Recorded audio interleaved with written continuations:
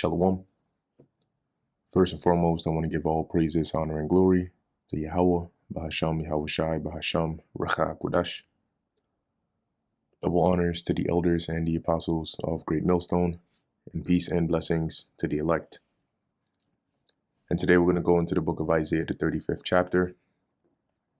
Not a long chapter, but contains, some powerful verses nonetheless.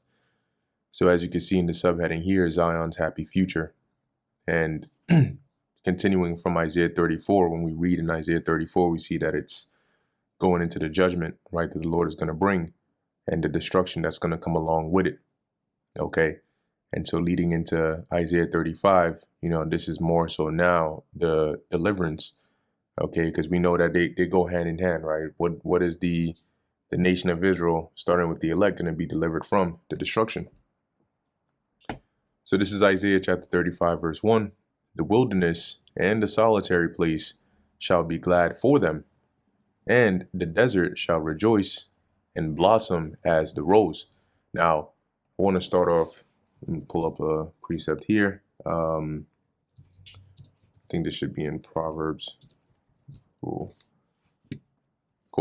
So keep it in mind, right, that when you read in the previous, I believe it was in Isaiah 34, it mentions how, the Lord is going to bring destruction, and even some of the previous chapters as well. But it also mentions that eventually the wilderness, right, is now going to become like the forest, and the forest is going to, become like Lebanon, right, which is just signifying that once this devil is taken out of power, okay, life is going to be brought back onto the earth again. Okay, the places that were destitute because of the son of perdition, right, and the way that he reigned and he ruled, is going to be brought back to life, right? It's going to blossom again. And so you have on the physical level, the actual earth, okay, is going to be glad. It's going to be brought back to a rejuvenated and joyous state. And it says that in the book of Revelation, the 21st chapter, right, that there was a new heaven and a new earth, for the first one was passed away. Okay, and when you go into that word new in the Greek, is kainos, which is refreshed. And likewise, on a spiritual level, right, this wilderness and solitary place that's going to be glad, or this desert that's going to blossom as the rose, represents the nation of Israel as well. Okay, because just like the earth was subject onto the terrible reign of Esau Edom, so were us, right, the Lord's chosen people. And we were in a similar condition, right, more on a human level that the earth is in. So that's why I pulled up this precept here in Proverbs 29:2. When the righteous are in authority, the people rejoice. But when the wicked beareth rule, the people mourn. Okay, and so a part of that is not just the people, but the land, the animals, and life, in general. Scriptures speak about how Esau has basically, turned the everything upside down, right? Roughly paraphrasing. So verse 2, it shall blossom abundantly, right? And rejoice even with joy and singing. Now we know that land, right, doesn't actually sing and rejoice, but Isaiah is speaking in this metaphorical / poetic manner, which is to say, Slakia, which is to echo the same sentiment in the verse above, right? But now you're going to have this, because now when after verse 34, Esau and the other nations are subjected, right? Their kingdom has gone down. The nation of Israel is now set up in power, right? We're going to be delivered, and we're going to bring forth a righteous reign, a righteous authority. And that's going to breed forth life, because it's going to be through the ways of Yahweh Bahasham Yahushai. So as it says here, it shall blossom abundantly and rejoice even with joy and singing. The glory of Lebanon shall be given unto it, right? And when you go into Lebanon, it was known for having, resources, right? Having trees, cedars, like it was the place to go when you wanted, any kind of tree, right? That was really used for like construction, building, but it was basically beautified. That was a part of its glory. Okay, So now you're imagining this wilderness, right, or this dry place being likened onto Lebanon in its glory. The excellency of Carmel and Sharon, right now, when you deal with these locations, they were similar, right, in that they were fruitful places. Okay, in every landmass or every region, there's always those parts that are exceptionally good. Okay, so these locations would be likened onto that. They shall see the glory of the Lord Yahweh and the excellency of our God. And how are they going to see that? When the Lord returns, right? When Yahushua comes back, brings that judgment, okay, delivers his elect, and basically changes and starts to institute that righteous order in the world. Okay, and through the judgment, right, and the restoration, the glory of the Lord is going to be magnified to where it's not just Israelites that are going to see it, but the entire world and reverence it. Verse 3, strengthen ye the weak hands and confirm the feeble knees. Okay, and the weak hands and the feeble knees was the condition that Israel was in. Okay, because of being under this devil. Not only in a physical sense of being weak, but also spiritually, right? That's when you're weak spiritually, or when your spiritual hands are weak or knees are feeble, your hope, right, has been crushed. So you're just like a destroyed people, right? But by the Lord sending out, first and foremost, his Holy Spirit and the men of the Lord, we're preaching this word, right, and exhorting, right, and strengthening the hands of the weak and confirming the feeble knees and giving them that hope to hang on because deliverance is coming. Verse 4, say unto them that are of a fearful heart, be strong, fear not. Behold, your God will come with vengeance, even God with a recompense. He will come and save you. And that's literally what the bulk of our message is when we go out there and prophesy. Right. So this is really what we're saying when we're out there teaching, all right, and prophesying. We're letting Israel know, starting with the elect, that, hey, we don't got to fear, right, what's going on now and what this devil is getting ready to do, because it's all part of the Lord's plan. But he's going to come with that vengeance, right? He's going to come and bring justice and take this devil out of power, okay, and recompense him and deliver us. And that's the main bulk of the gospel. Repent and turn to the Lord, because he's coming with that deliverance. That's why he's sending Yahushua back, right, which is in his name. Verse 5, then the eyes of the blind shall be opened, and the ears of the deaf shall be unstopped. And so what happened when the Lord put his spirit out and you had the prophets start going out and started prophesying, strengthening the hands of the weak and the feeble knees, and giving this message onto them, you had our people started to be healed, because that's what this represents, right? The eyes of the blind being opened and the ears of the deaf being unstopped, more so in a spiritual sense, right? Where you by this word going out, the elect were waking up. And that was like, when you hear this and you understand it and you believe it and you change your ways and you start following the ways of Yahweh Ba'asham Yahushai, you see/perceive things differently.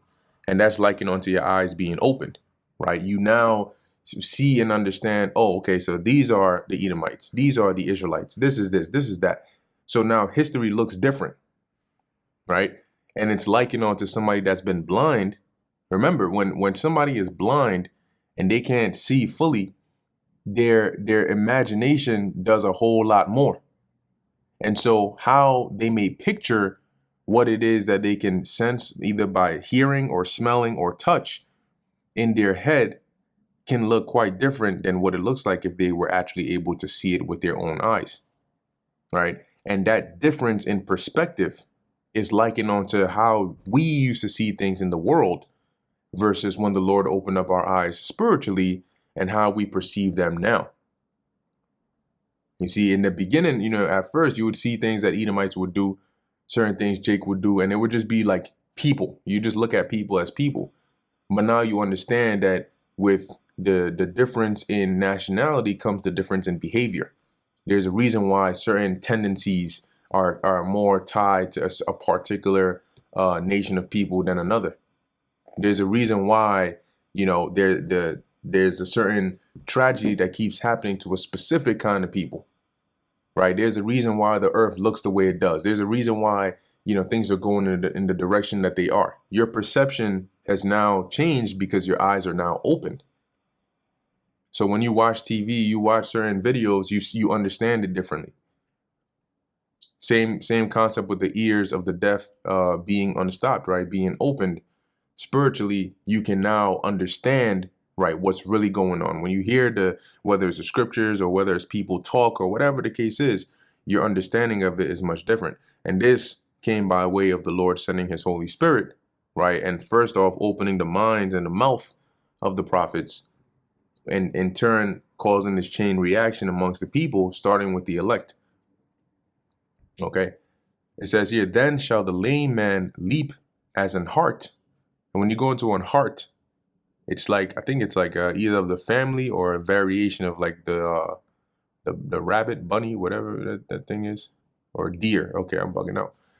It's like a hart. I was thinking some small, quick, fast. Oh, hare. That's what I was thinking. I was thinking of hare. So this is what a hart looks like.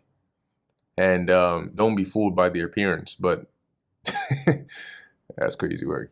They're pretty fast. Okay, they are pretty fast. When you see a deer or antelope or even a lamb, or some form of animal that's giving like a cheetah a run for its money, it's not just the speed of, if the cheetah is this fast and it's getting tired out by a deer, then that should tell you something about the speed of the deer as well. So as it says here, and the reason it says leap, right? Because when you look at how they run, they have what we would call hops. Okay, they're able to really like leap. Matter of fact, let me look that up. How high can a deer jump? A deer can typically jump 7 to 8 feet high, with some capable of clearing even higher fences with a running start. While 8 feet is often cited as a maximum, they can jump even higher when running, especially if they are chasing something or being chased. So that's pretty high. All right, when they jump up, they jump. Okay, they jump. So the example here is, right, a lame man, and it's to emphasize, right, but it's to just give the example as it says, then shall the lame man leap as an hart, and the tongue of the dumb shall sing.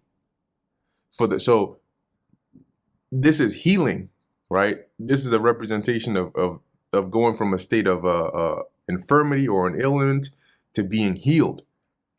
But if you notice the examples that Isaiah is giving, he's not saying the lame man is going to walk, right? Or the tongue of the dumb is just going to be open and they're just going to speak. He's putting emphasis on it, right? This man is going to leap, right? The tongue is going to sing, which is to say that this healing is going to be in the fullness of it, right? In the fullness of it, to where there's going to be no, like today Esau will heal you and there's side effects, right? Or it's about maybe 80% of the way and you still got to cope with 20% of certain imperfections in it.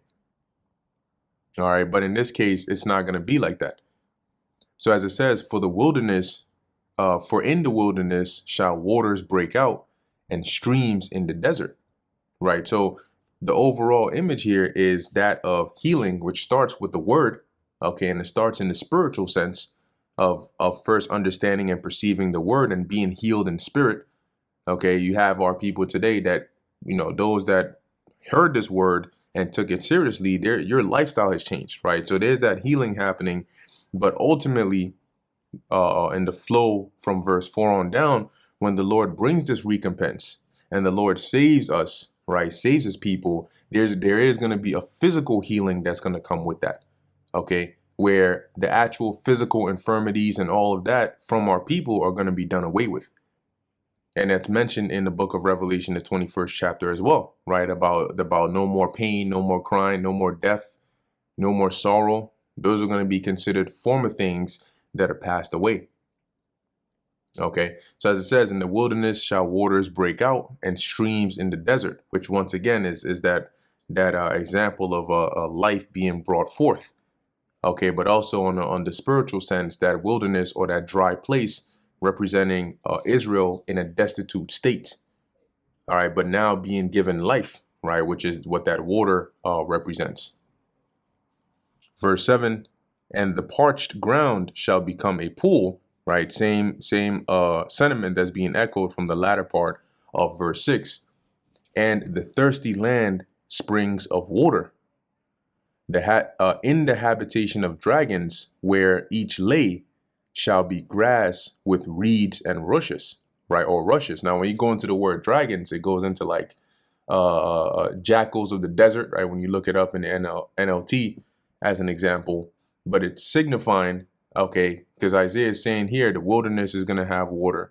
The desert is going to have streams. The parched ground is going to become a pool. The thirsty land is going to have springs of water. So these places that were, because when you go to those desert areas, there's not much life over there, right? There's only particular kinds of animals that can survive in places like that. Okay. But when the Lord brings that recompense and he delivers Israel and life starts to spring forth upon the earth again, the places that were, destitute, right, of the rich forms of life are now going to start to have that, right? So examples being places of desert creatures are now going to have grass and reeds and rushes, which is going to bring forth more life. Okay, and similar to the first verse, right? Once again, representing Israel also, right, in the spirit, the Lord is going to bring life back into the nation of Israel. But this is all going to start with the elect. So in essence, this whole chapter is really Isaiah describing not only the change of state in the world, but the change of state in the nation of Israel, right? From a low condition, which is likened onto parched or dry land or wilderness, to now this fruitful, abundant, life-bringing state, right? Which is where you get your examples of Lebanon or these springs of water. And that's going to happen by way of the Spirit of the Lord going out first, and then the actual return of Yahushai, right, to complete that transition.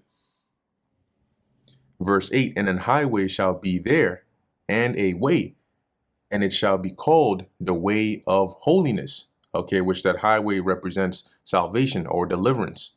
Okay, and that deliverance is going to be there, or is going to be established or put in place through Yahushai.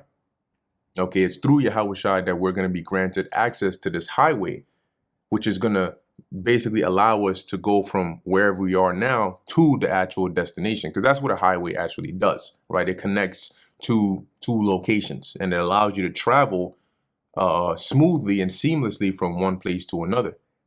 But as we're reading here, right, which is like a bridge, which is also likened unto Yahushai. But as we're reading here, this highway is not just any highway, right? And it's not a literal road that you're going to drive your car upon, okay? But as Isaiah is mentioning here, this highway, as it's going to be called, the way of holiness, not everybody's going to be able to cross over this path. The unclean shall not pass over it, but it shall be for those, the wayfaring men, though fools shall not err therein. So this highway, this deliverance, this path to salvation will not be opened to the unclean. And those that are unclean, right, what does it say in Revelation 22? Right, he that is filthy, let him be filthy still, and he that is holy, let him be holy still. So those that are clean are going to be those that have accepted this truth, right, accepted Yahushua and have been cleansed by the word, i.e. the elect, the sincere believers. And those that are unclean are going to be those that are without. All right, starting with the wicked of our people who rejected the word of the Lord, rejected the cleansing of the Lord. And it's also spiritual how what just came to mind is Yahushua mentioning to Peter, right, when he was washing the feet of his disciples, which is also a form of cleaning. He mentioned to Peter that if you don't let me wash your feet, you have no part in me, right? So it's just spiritual that this highway is going to be for those that are clean, and those that are unclean are not allowed to go through it. So that goes for the wicked of our people, and definitely for the heathens. So as it says, the wayfaring men, which represent the elect, though fools, shall not err therein. So they're not going to be allowed to walk in this path, all right, or allowed through this highway, which will manifest in the form of deliverance. So what does this look like in real life? The way this manifests, or the way this looks in real life, is when the Lord comes back, right, or even starting before then, when this word is being preached, there's only going to be a certain few that are going to hear it, that are going to hear the knocking, that are going to open up the doors of their mind and allow the Spirit of the Lord to sup with them.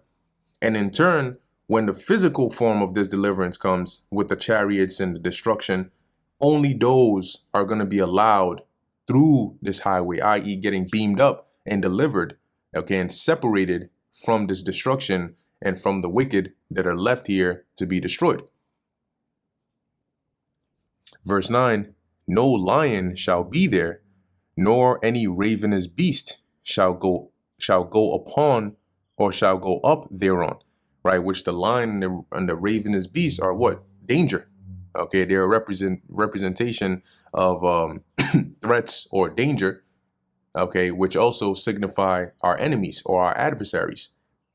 See, so this deliverance, this highway that is going to be made available to the Lord's elect, to his chosen, is going to be safe, right? Nobody's going to be able to harm you. No danger is going to be there. It shall not be found there, but the redeemed shall walk there. So this is one that is only, like I said, a path that is made only available to the redeemed, which are going to be redeemed by Yahweh, by Hashem Yahweh Shai, and i.e. that being the elect. So when you read in these other, because this, what Isaiah is saying here, was also seen by other prophets, but described differently, right? John saw it in Revelation 15 as those that were able to overcome the beast by the blood of the Lamb. And they were delivered, right? And they were standing upon the sea of glass, rejoicing. Okay, so that was the form that he described it in, but it's in essence talking about the same thing here, right? Which is that deliverance for the elect. Verse 10, and the ransom of the Lord shall return and come to Zion with songs and everlasting joy upon their heads. What is this? Matter of fact, instead of quoting it, let me just pull it up. So we got Revelation 15, and also, let's see, I think this is Baruch, the 4th chapter. Right, so as it says, I'll finish this verse first and then get those.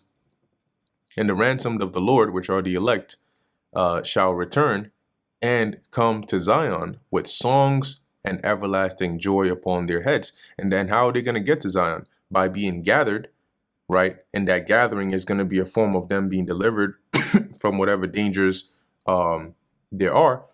And they're going to be returned, as the scriptures prophesy, all right, as we're going to read the account of, but with joy, right? That's where the songs and the everlasting joy comes from. And they shall obtain joy and gladness, and sorrow and sighing shall flee away, which is also mentioned in the book of Revelation, the 21st chapter. So this is Revelation chapter 15, verse 2.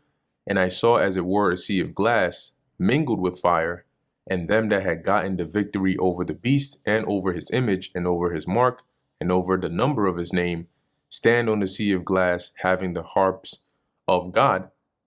And they sing the song of Moses, the servant of God, and the song of the Lamb, saying, great and marvelous are thy works, Lord God Almighty. Just and true are thy works, thou King of saints. Right, once again, matter of fact, let me finish it on verse 4. Who shall not fear thee, O Lord, and glorify thy name? For thou only art holy. For all nations shall come and worship before thee, for thy judgments are made manifest. Right, which is, like I said, the same event, right, or scenario, just described in a different way, that Isaiah is referring to in the deliverance of Israel in Isaiah 35. Now, this is Baruch chapter 4, verse, what is it?